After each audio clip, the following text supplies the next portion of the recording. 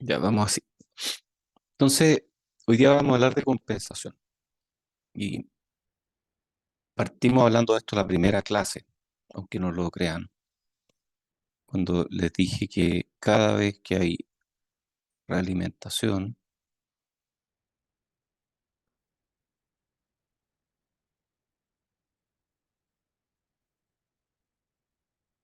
puede haber inestabilidad.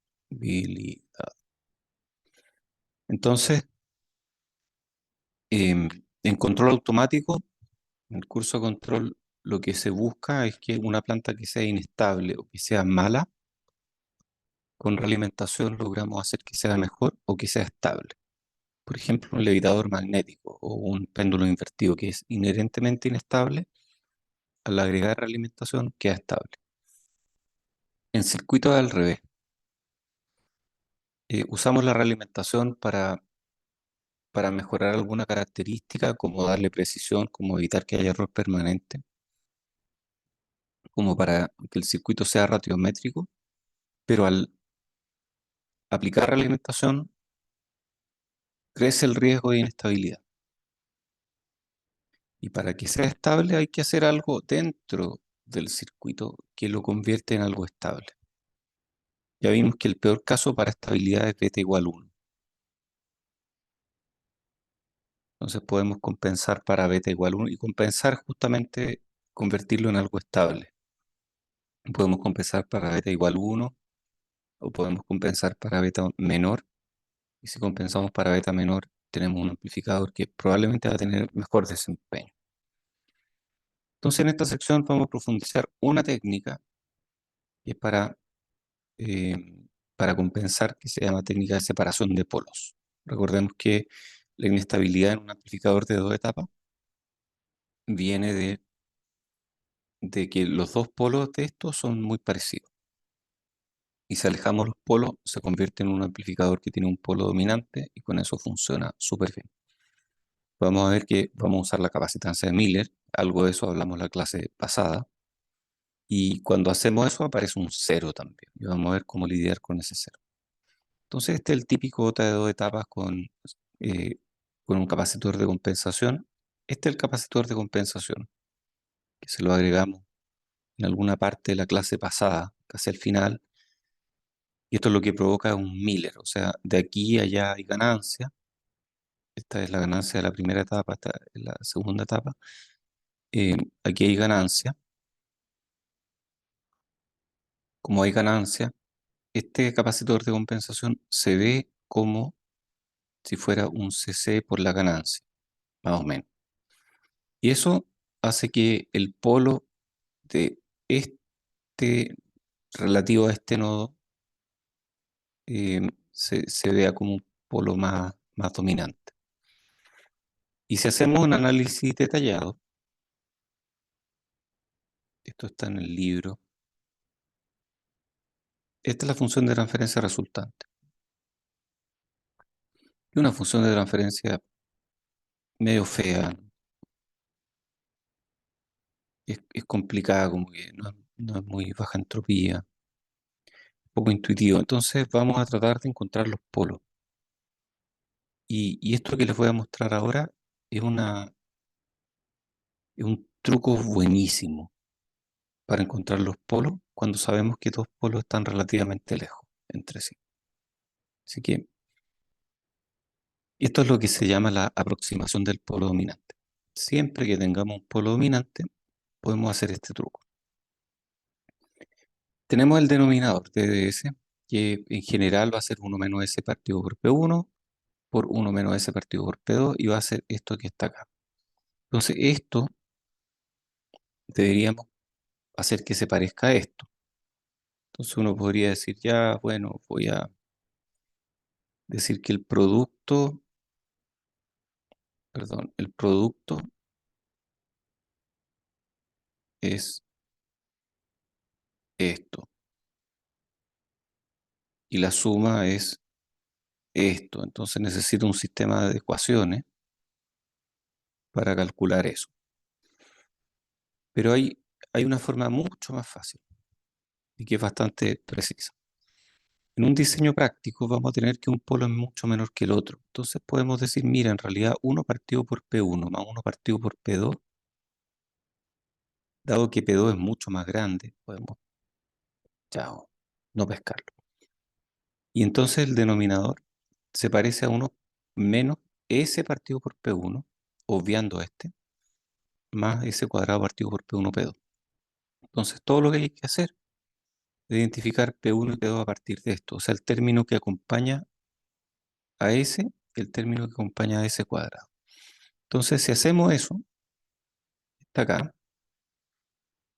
el polo 1 de esta ecuación va a ser el término, va a ser parecido al término que acompaña a S.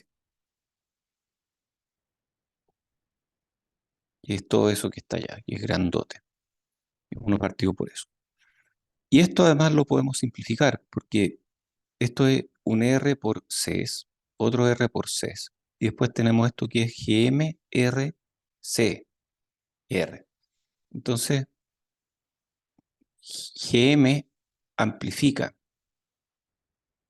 A ver, esto de nuevo es R, hay solo un R y aquí hay dos R y un GM. Entonces, podríamos decir que esto es una ganancia. Y esta ganancia va a amplificar, va a ser mucho mayor que cualquiera de estos factores. Entonces, finalmente podemos obviar esta parte y decir, mira, esto, el polo 1 en realidad se parece a menos uno partido por GM2R2 CCR1. Que esto es equivalente a la ganancia de la segunda etapa multiplicando por Miller al capacitor y eso multiplicando a la resistencia vista por el capacitor. Entonces igual es intuitivo. Y de aquí, sabiendo que este es el polo 1,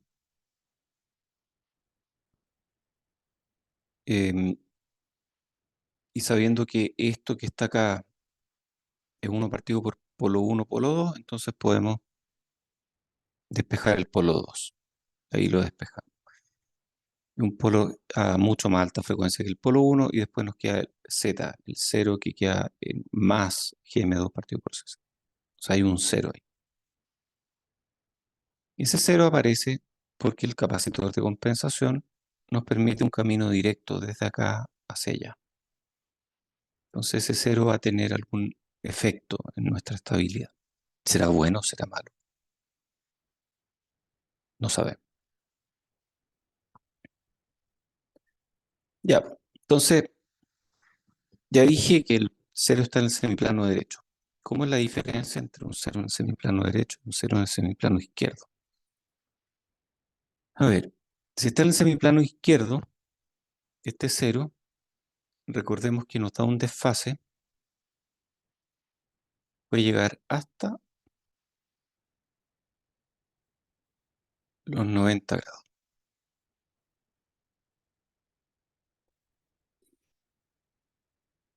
Y en el caso de un 0 en el semiplano derecho, tiene la misma ganancia, o más bien la misma magnitud, pero la fase es al revés, la fase es parecida a la de un polo.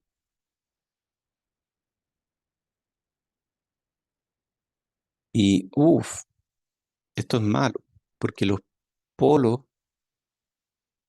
nos empeoran las cosas precisamente por el desfase. Y el 0 no va a estar ayudando porque también nos va a estar desfasando. Y más encima del 0 nos da más amplitud, porque los polos tienden a bajar en amplitud, los ceros tienden a subir. Entonces esta cuestión va a evitar de alguna forma que caiga la ganancia hasta el punto donde tenemos la frecuencia crossover. Entonces va a ser más inestable. Esto es malo, esto es realmente malo porque nos echa a perder la fase y nos amplía el ancho de banda para llegar hasta un punto en el que hay frecuencia crossover. Entonces eso es un problema. La función de transferencia entonces con este 0 reduce el margen de fase, a menos que el 0 esté súper arriba. Y para que el 0 esté súper arriba, GM2 tiene que ser muy grande respecto de beta GM1. O sea, que el cero esté mucho más lejos que cualquier otra cosa. Aquí tenemos GM partido por C, que es más o menos la frecuencia de... ¿Qué frecuencia es esta? Sí, me parece que este es crossover. Aquí está el polo 2, aquí está el polo 1 y ese es crossover. Claro, crossover está en beta GM1 partido por CC y el cero está en GM2 partido por CC. Y la razón entre el cero y la frecuencia de crossover es esto que está acá. Y a nosotros nos interesa que el cero esté mucho más arriba que la frecuencia de crossover. Porque si está más abajo, nos va a echar a perder el margen de fase porque va a provocar más desfase. Entonces, ¿qué soluciones tenemos para lidiar con este cero en el semiplano derecho? Que es un cero súper malo. Entonces, estas son las opciones que hay y las vamos a mirar. La primera opción, a ver, les voy a adelantar un poco para que tengan una idea más global. Está esta opción de agregarle un transistor ahí, está esta opción de agregarle otro transistor ahí, y está otra opción que es eh, agregarle un cascodo, agregarle, perdón, un capacitor de compensación en el cascodo, y otra opción que es aplicar este resistor de anulación. Yo diría que las dos técnicas más usadas son estas dos, la del cascodo y la del resistor de anulación. Pero vamos a ver las cuatro de todas maneras, para que las conozcan. Las vamos a ver muy por encima, esto es bien descriptivo, esto no va a ser así como un análisis profundo. Entonces, el problema del cero, como dijimos antes, es que el cero crea un camino directo de aquí a acá. Entonces queremos evitar ese camino directo, de alguna forma. Tenemos que inventar alguna forma de que el cero de aquí para allá no se vea, pero que sí nos ayude, que sí el capacitor de compensación nos ayude con Miller, o sea, que aparezcan las ecuaciones de Miller, o sea, de alguna forma que chupe la corriente que tiene que chupar para que parezca como un capacitor gigante, pero que no tenga un camino directo. Entonces, para que no tenga un camino directo, una de las técnicas es hacer esta realimentación unilateral para que no haya un camino directo mediante un seguidor de fuente. Entonces, ¿qué pasa si en vez de conectar el capacitor directo allá, como lo hacíamos antes, que nos da el camino directo, usamos un seguidor de fuente? Ese seguidor de fuente lo que va a hacer es que una señal que viene de acá no puede cruzar hasta allá, porque hay un transistor entre medio. Sí, va a haber CGS, pero ahí ya va a ser mucho más débil la prealimentación. Y por otro lado, este gallo, cuando este se mueve, este también se mueve. O sea, dicho de otra forma, si este sube, este baja mucho. Si este baja mucho, este también baja mucho. Si este baja mucho, este capacitor pareciera que está chupando mucha corriente. O sea, está chupando mucha corriente porque su voltaje cambia un montón y por lo tanto aparece como un Miller gigante acá. Entonces, esto funciona. Reduce el problema de la rama de prealimentación, evitando el camino directo y además eh, mantiene el Miller, pero presenta menor excursión de salida y disipa más potencia porque estamos agregando una rama de corriente. Existe otra idea que es una realimentación unilateral similar a la anterior, pero en vez de usar buffer de voltaje, usamos buffer de corriente. Entonces, usando este buffer de corriente, em, este es un PEMOS que está acá. Entonces, este es un poco más enredado de verlo, pero de aquí a allá no veo nada. De aquí a allá no funciona. Entonces no hay prealimentación, pero si este sube, es un poco más raro, insisto, porque es como que la corriente está pasando directa. Entonces, si este sube, este baja mucho. Si este baja mucho, requiero corriente. y esa corriente va a poder pasar por acá y entrar acá y voy a poder verla gracias a que esto funciona como un buffer de corriente. Entonces, a través de CC ve una impedancia baja, por ahí quiere pasar la corriente y entra donde debe entrar, pero al entrar desde acá ve una impedancia alta. Ventaja, desplaza el polo 2 a frecuencias más altas cuando la capacitancia de carga es grande, entonces podríamos usar un CC más chico y menor potencia. Mejora PSRR, pero tiene más ruido, tiene más disipación de potencia. Insisto, no vamos a ver las ecuaciones, hay papers para eso. Y estos últimos dos problemas pueden ser resueltos mediante esta realimentación de cascodo, que es súper buena. Esta, yo la descubrí tarde en mi vida, o tal vez cuando me la enseñaron no fueron tan enfáticos conmigo en decirme que esta funciona espectacular.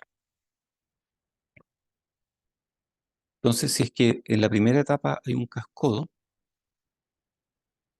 y esta es la técnica mejorada. Esto en realidad me equivoqué, esto que estaba diciendo aquí es otra técnica, pero no la vamos a mirar. La técnica de mejorada es esta, que es súper buena, que es conectar el capacitor de compensación entre la salida y la fuente del cascodo de la primera etapa. O sea, lo típico, si esta es mi segunda etapa, esta es mi primera etapa tiene su par diferencial con su cola, tiene su carga. Esto lo vamos a aprender después, esto ustedes no lo conocen todavía, así que no miren esto con detención. Tiene sus cascodos, entonces lo que dice esta técnica es, en vez de conectar el capacitor de compensación entre la entrada y la salida de la segunda etapa, conéctalo entre la salida de la segunda etapa y el punto del cascodo. Eso es lo que dice. Conectar el capacitor de compensación entre la salida y la fuente del cascodo de la primera etapa. Ahí eliminamos el cero de compensación, porque no hay un camino directo a la salida. No existe este camino directo que me lleva desde entrada. Sí, sí hay un camino directo ahí. ¿Cómo que no hay un camino directo? Ah, porque está segunda etapa. En realidad de aquí a allá hay una capacitancia. Entonces no es directo el camino. Ya. Elimina el camino directo, empuja el polo no dominante a frecuencias más altas, lo cual es bueno, mejora la PSRR, no agrega potencia adicional, capacitor de compensación puede ser mucho más pequeño, pero el ruido empeora. Entonces un Miller mejorado al final. Tratemos de entender un poco. Si este sube y este baja, este sube, perdón, baja, este sube un montón. Creo que tengo un problema. Sí, tengo un problema. Estoy con poca energía, ya vuelvo.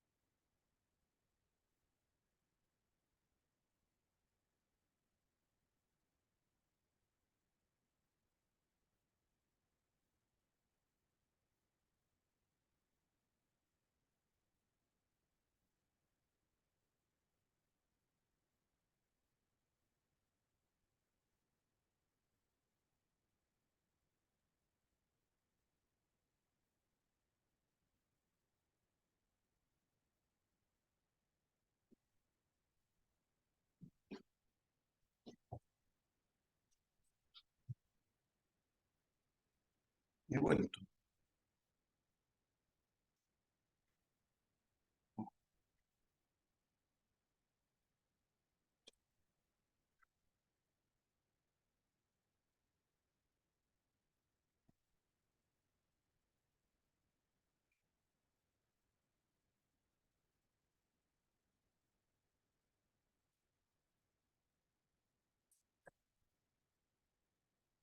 Mis disculpas.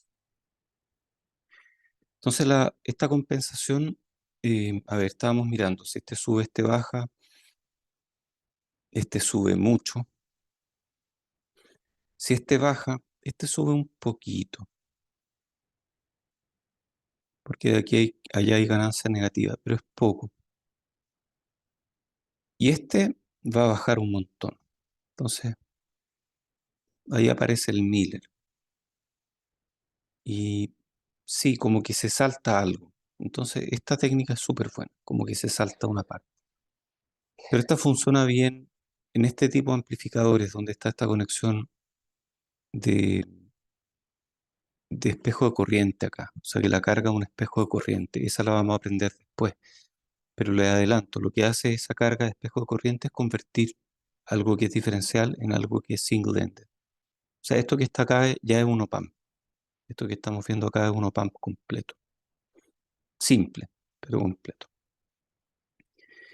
Ok. Y esta es la técnica como más usada. Esta es la que funciona súper bien y que es la que yo diría que estas dos son las más usadas. Esta es súper buena. Y es poner este resistor de anulación. Y aquí sí vamos a meterle un poquito más de matemática. No vamos a derivar nada. Solamente vamos a mostrar lo que hay. Al poner este resistor de anulación, que este receta en serie con CC, aparece esta nueva función de transferencia. Y esta nueva función de transferencia tiene un polo adicional. P1 y P2 son los mismos. Aparece un polo adicional y el cero cambia de ubicación. Porque antes el cero, veamos dónde estaba el cero. Em, Aquí está, GM2 partido por CC. Y ahora el cero está en GM2 partido por CC, y aparece este otro término. O sea, este receta no estaba antes. Y este cambia la ubicación del cero. Entonces tal vez uno moviendo receta puede mover el cero. ¿Ya? ¿A alguien se le ocurre algún problema de hacer esto, no?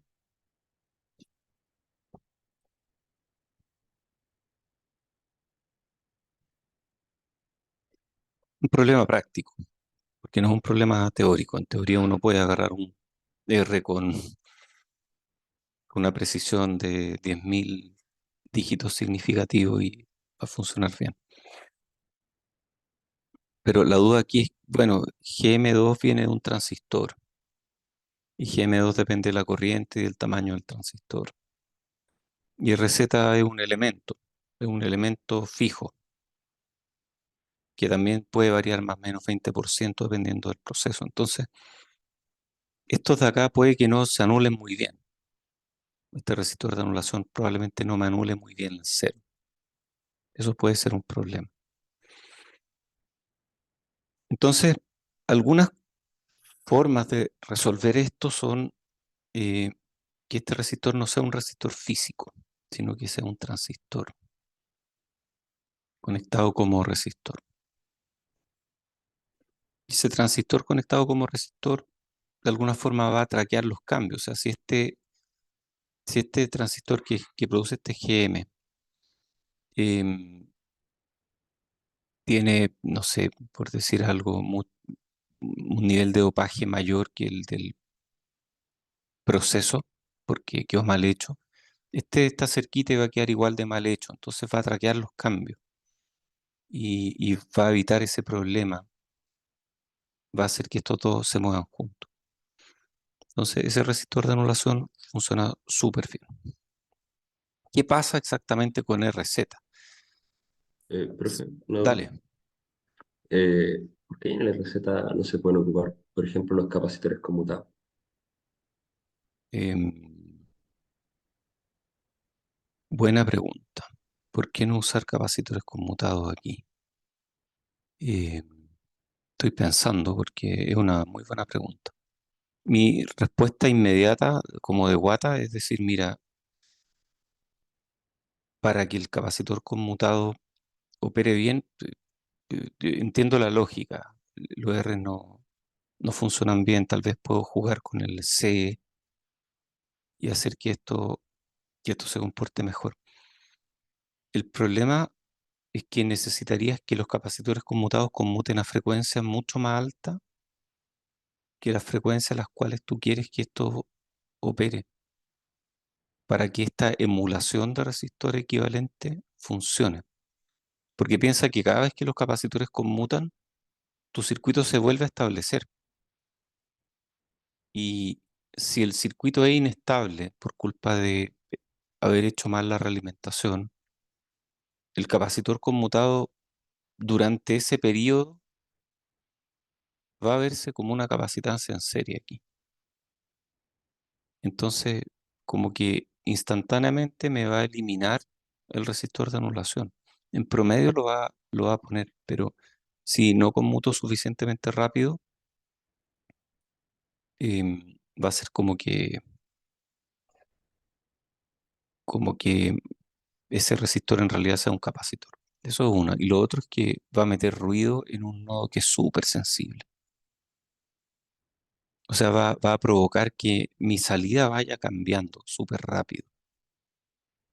Y, y me parece que no nos podemos dar ese lujo aquí si lo que queremos amplificar es una señal en el dominio de tiempo continuo. Pero interesante el punto de vista, no lo había visto nunca. A ver, ¿qué es lo que hace este resistor de anulación? Lo que hace es que este cero, que está en el semiplano derecho, esto se empieza a achicar. Cuando esto se achica es como que agrando el cero, a medida que hago crecer el resistor de anulación. Y va a haber un punto en el que esto se vuelva a cero, o sea, el cero va a quedar en infinito. Y si sigo aumentando RZ, esto va a cambiar de signo y el cero va a aparecer por el semiplano izquierdo. Entonces, esto es lo que pasa. Cuando el RZ es cero, parto con mi cero aquí, en el semiplano derecho. Si hago crecer RZ hasta RZ igual 1 partido por GM2, el cero queda en infinito. Y si sigo haciendo crecer RZ, el cero aparece en el semiplano izquierdo. Y es como, wow, es maravilloso. Se va por un lado y regresa por el otro. Es como el Pac-Man. Se iba por un lado y aparecía por el otro. Entonces, tal vez, claro, podemos tratar de poner el cero acá y hacer que el cero nos ayude, ¿o no? Y esto es lo que hablaba antes. Podemos usar un transistor en región de triodo para implementar esa resistencia. Entonces, al, al mandar el cero al infinito, ya estamos resolviendo el problema, pero tal vez podemos hacer que este cero nos ayude por acá de alguna forma. Por ejemplo, cancelando el polo 2. O sea, podríamos hacer que este cero caiga justo ahí. Y cancelamos el polo 2. Está bueno. Hay debate si es bueno hacer eso o no. De nuevo, la duda es chuta. ¿Qué pasa si en vez de cancelarlo queda un poquito al lado? Ahí voy a tener problemas porque la cancelación no es absoluta. Entonces tendríamos que buscar una forma de que, de traquear el polo 2 de alguna forma y caer justo encima del polo 2. Esa podría ser una opción. Porque si la cancelación no es absoluta, entonces aparecen cosas que no nos gustan mucho. Porque cuando aparece un polo y un cero cerca, hay transientes que duran mucho. Es un doblete polo cero. Vean este paper, pero eso es lo que se llama un doblete, que es un polo cero que no están cancelados, sino que están uno al lado del otro a distancias pequeñas, y eso provoca transientes largos. Y hay debate. Yo he conversado con gente que dice, no, cancelar polo cero nunca. Cuando yo tomé este curso, el profesor me decía, lleva el cero al infinito y hasta ahí nomás. O sea, no sea ambicioso. Con el cero en infinito ya resolviste el problema. No trates de mejorarlo más de esta forma. Y después hablando con gente en la industria, me dicen, no, si esa técnica se usa todo el rato. Entonces, como que hay un debate ahí. Si lo van a hacer, háganlo bien, háganlo con cuidado. Y después está el tercer polo, y el tercer polo generalmente está a una frecuencia súper alta respecto de omega C. El tercer polo está aquí en GM2 partido por C1. Es el tercer polo que fue agregado por este resistor de anulación. Y claro, 1 partido por RZ, C1. Pero si RZ1 partido por GM2, que es lo que queríamos hacer acá, para mandar el polo infinito, el cero infinito, perdón, entonces nos queda GM2 partido por C1. Y si es así, está a súper alta frecuencia y no tienen de qué preocuparse. Hay más métodos de compensación. Está Miller anidada, es para amplificadores que tienen más de 2 etapas. Yo nunca he hecho un amplificador con más de 2 etapas. Nunca lo he necesitado. Si necesitamos mucha ganancia, cascodiemos. Podemos cascodear varias veces. Podemos usar cascodos activos incluso. Cascodos activos son maravillosos porque es un cascodo mejorado con una ganancia de otro amplificador auxiliar. Eso funciona espectacular. Entonces yo nunca he hecho algo de más de 2 etapas. Nunca tuve un alumno que requiriera hacer algo más de 2 etapas. Entonces como que esto, yo no sé si es tan útil. Y después está este otro de compensación de adelanto retardo. Eh, y esto mejora la estabilidad de alguna forma agregando cero, pero puede producir doblete e empeorar el ruido. Ya, esto que viene ahora es más fome. Más fome aún. Sí, lo que acabamos de ver igual. Yo lo encuentro chorísimo. O sea, esto de agregar una RZ y que a medida que uno va variando la RZ, el polo se va, el cero se va a infinito y después vuelve por el otro lado. Yo lo encuentro interesante. Esto otro que viene es más bien cálculos áridos que son necesarios, pero no me aportan mucho. ¿Cómo el ruido integrado total en notas con realimentación?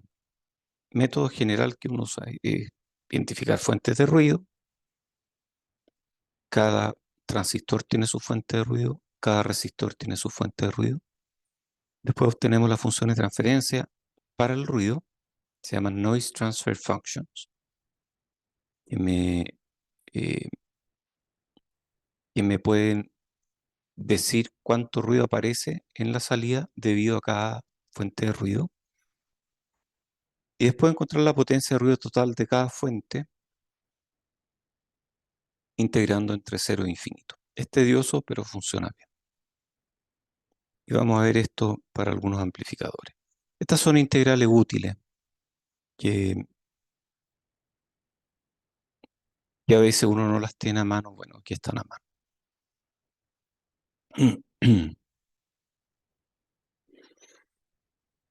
Son integrales útiles para integrar funciones de transferencia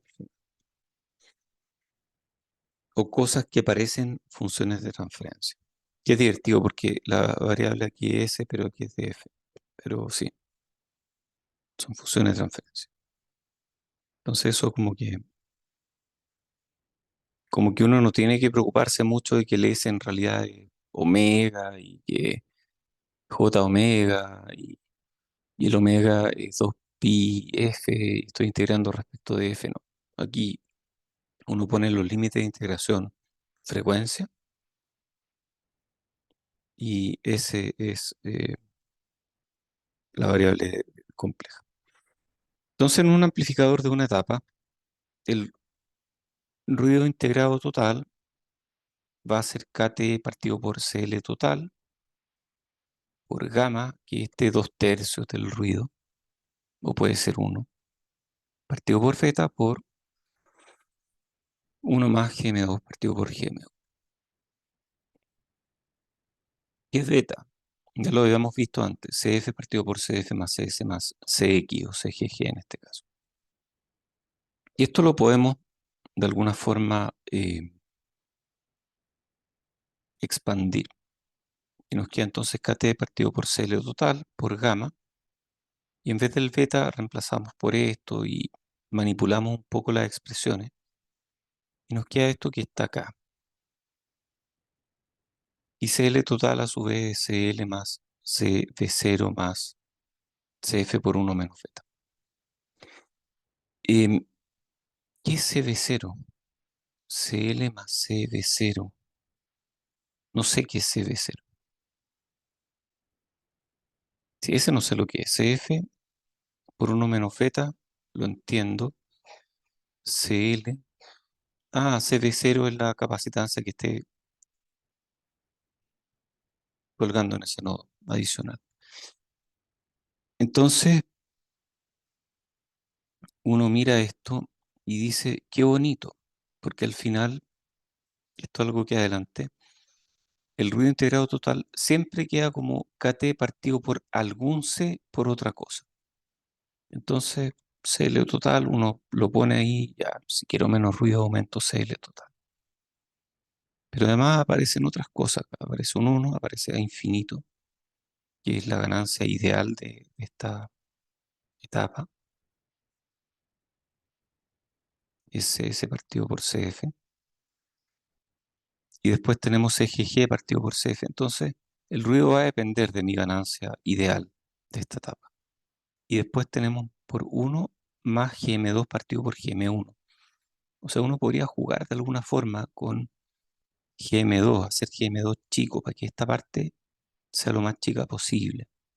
Entonces, usar GM partido por ID pequeño para el dispositivo de carga y GM partido por ID grande para M1. El problema es que GM partido por ID chico en este provoca un VV grande o requiere un VV grande y eso me baja la excursión de alguna forma. Lo otro, hacer CGG1 pequeño. Si hacemos CGG1 pequeño, claro, el FT va a ser grande y va a ayudar a reducir el ruido. Entonces, como que uno puede, no se queden con la ecuación. Eso es lo peor que pueden hacer. Agarrar una ecuación, ponerla en MATLAB y olvidarse. Eso está mal. Lo que hay que hacer es mirarla y ver cómo, cómo puedo sacarle provecho a esa ecuación. Tratar de entenderla, que hay KT partido por algún C. Y lo mismo vamos a ver acá. Un amplificador de una tapa con cascodo. Y esa es una pregunta súper buena. ¿Cuánto ruido me provoca el cascodo?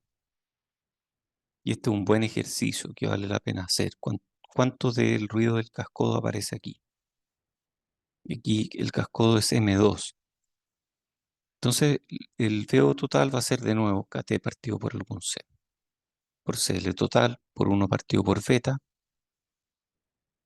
Ya. O sea, si beta es grande, el ruido es chico. Qué bueno. Porque, no sé, un amplificador conectado como buffer va a tener poco ruido. Y lo mismo aparece aquí. O sea, eso es interesante. Pareciera que a medida que beta crece, entonces VON cuadrado disminuye.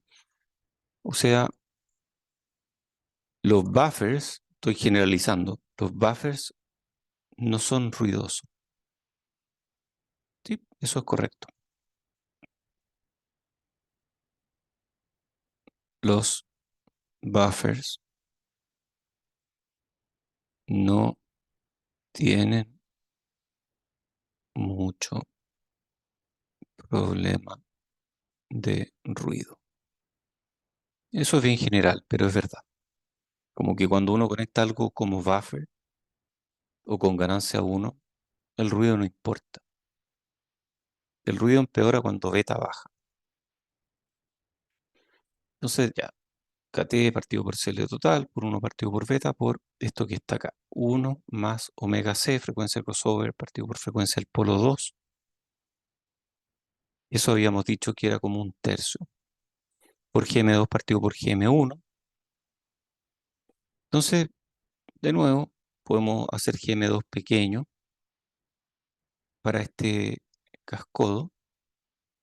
El problema es que GM2 pequeño me aumenta el VOV de este dispositivo y me baja la excursión. Entonces todo tiene compromiso. Esta es una pregunta típica. ¿Cuánto me afecta el ruido del cascodo? O sea,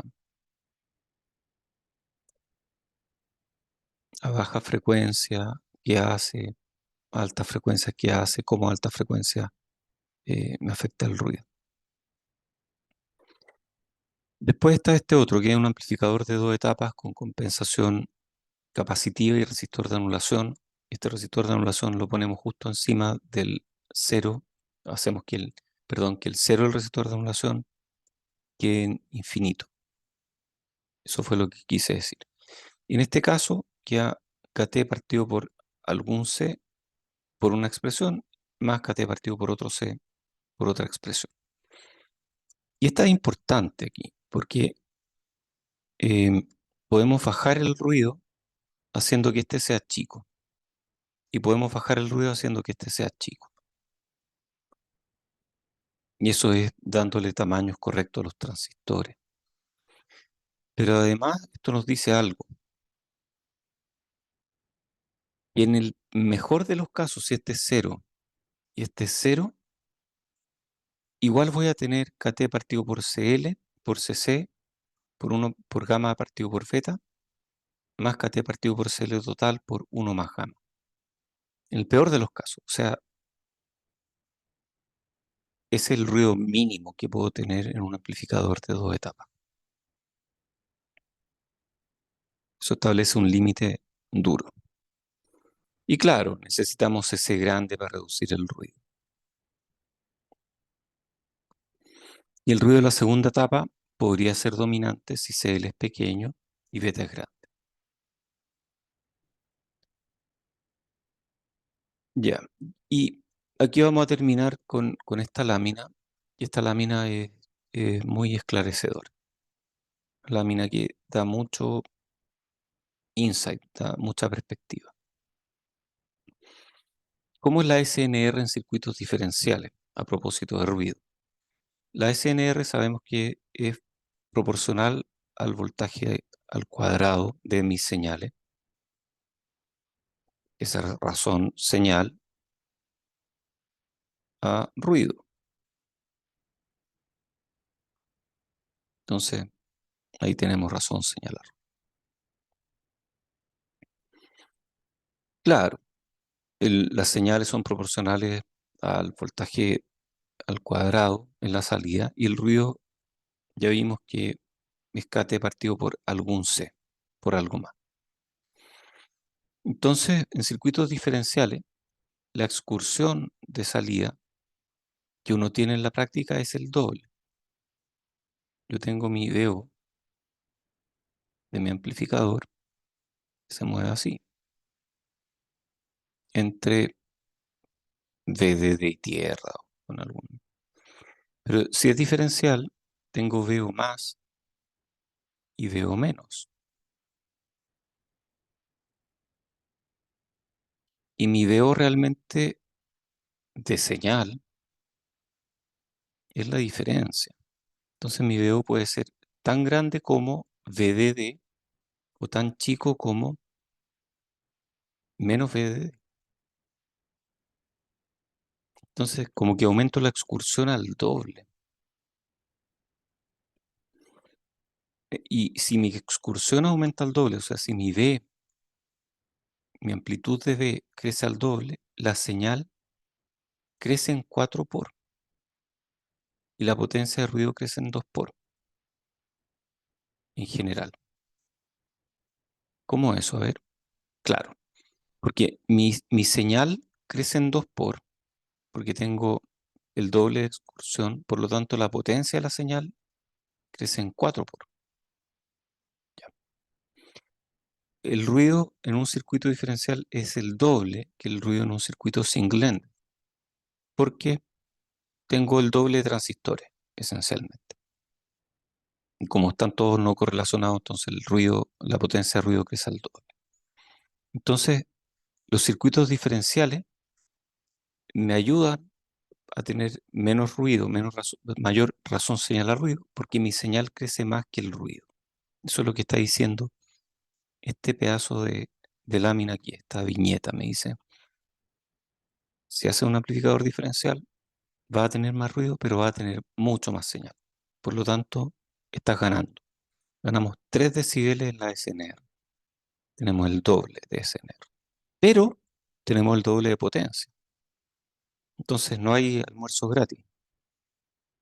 O sea, al final, como que si pusiéramos una cifra de desempeño em, que fuera SNR por, dividida por potencia, o sea, cuánta potencia tengo que meter para mejorar mi SNR. En el caso de los circuitos diferenciales, la verdad es que no ayuda mucho. Esta parte que está acá puede ser un poquito confusa, porque uno dice, ya voy a ir con circuitos diferenciales porque tienen menos ruido. Pero si, pero si tú quieres que el circuito diferencial consuma lo mismo que un circuito single-ended, entonces va a terminar con el mismo ruido. O sea, la disminución de ruido de un circuito diferencial viene al final más bien porque la potencia bajó, perdón, porque la potencia subió, no porque el tener circuitos diferenciales en sí me haga tener menos ruido. Entonces, bueno, ¿cuánto gano ahí? No sé. Ese es un pensamiento para quedar meditando al respecto. Bien, oye, voy a dejarlo hasta aquí, voy a dejar de grabar.